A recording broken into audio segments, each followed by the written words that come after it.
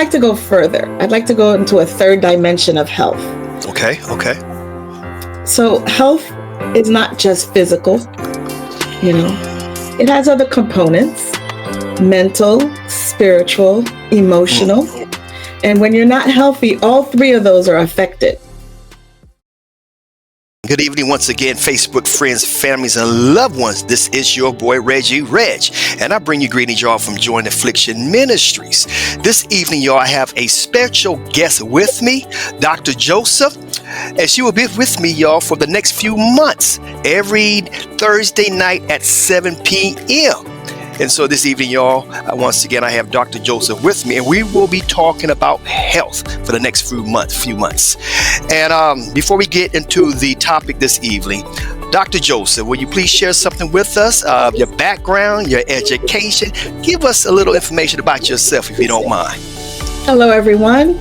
So my name is Danette Joseph, and my educational background stems from City College of New York, where I did my bachelor's, and then Stony Brook University, where I did my medical school, and then University Hospital of Stony Brook, where I did my internship and residency.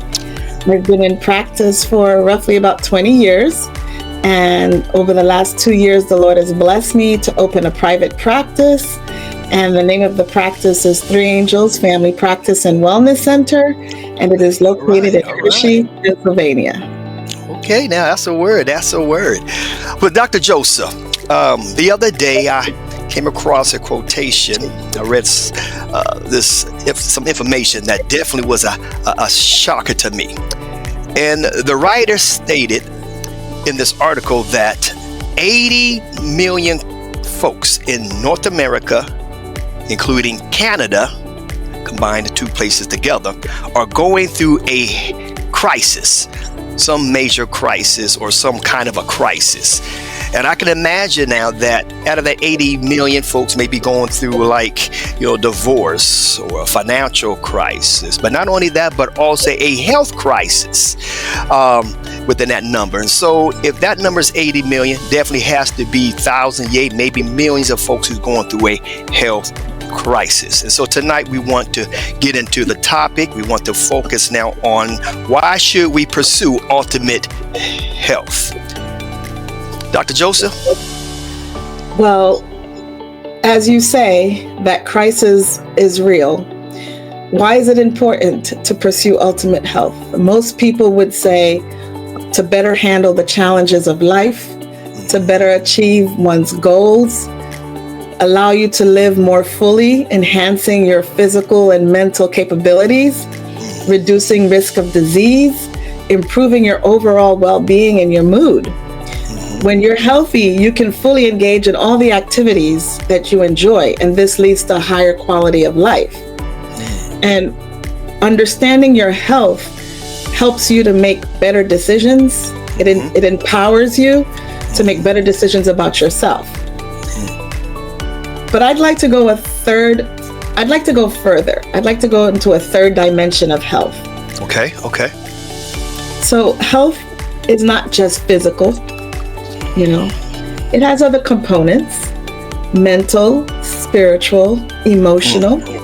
And when you're not healthy, all three of those are affected.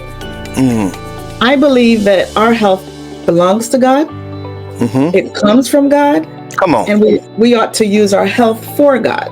I like that verse in 3 John 1 that states, "Beloved, I wish above all things that thou mayest prosper and be in health, Yes. even as thy soul prospereth." That's right. So health is not one dimension. It's multifaceted. And when we address health, we have to address all those facets. Amen, that's what I try to address in my practice with all of my patients. Amen. That's the word. Thank you very much, Dr. Joseph. Now, if you don't mind, I know you mentioned 3 components outside of the physical health that health affects. The mental health, spiritual, and also emotional health as well. If you don't mind, can you please elaborate on that a little bit more? How does health affects these 3 areas? So as I said, health incorporates all of those components.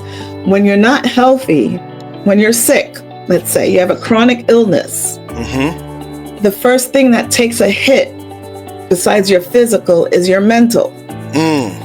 You are constantly trying to figure out how I'm going to get away from this illness. How is this illness going to resolve? Then that ties into your spiritual. You start to feel a disconnect. Yes. You start to wonder, why is this happening to me? What did I do to deserve this illness? So now that taps into your spiritual aspect. You start asking God, or whatever higher power you believe in, you start asking, why is this happening to me? Yes. And then ultimately that affects your emotional health. You're sad. You can fall into depression. You can develop anxiety because you just don't know where this illness is going to go, where it's going to take you. Yes. Ultimately, we're all afraid of the unknown. And when you're sick, that's the biggest unknown there is. That's true. Look, I can definitely speak to that. Myself, as a cardiac sarcoidosis survivor, received a heart transplant December 17, 2018. But on that journey to transplant, it was a 3-year journey fighting cardiac sarcoidosis. And there was a time where transplant was not on the list. And so here I'm wrestling with these questions in my mind, such as, how long do I have to live? Say, what is sarcoidosis? Is it cancerous? Is it a disease? Will I be able to see my little girls grow up? And I know for a fact that it affected my mind. I find myself, moving into depression and, anxiety, and even asking the question, Lord, why me? In the midst of the health crisis, one who serves God and been doing a lot of good things for him, engaged in evangelism and, just doing so much, a faithful spouse, at the time. And, it was just, once again, why, and once again, I find myself being just living in distress. It was hard. And so, yes, you're right. It definitely can affect your mind when you're not healthy, when you're going through a health crisis, Dr. Joseph. You're definitely, are right about that. You're right about that.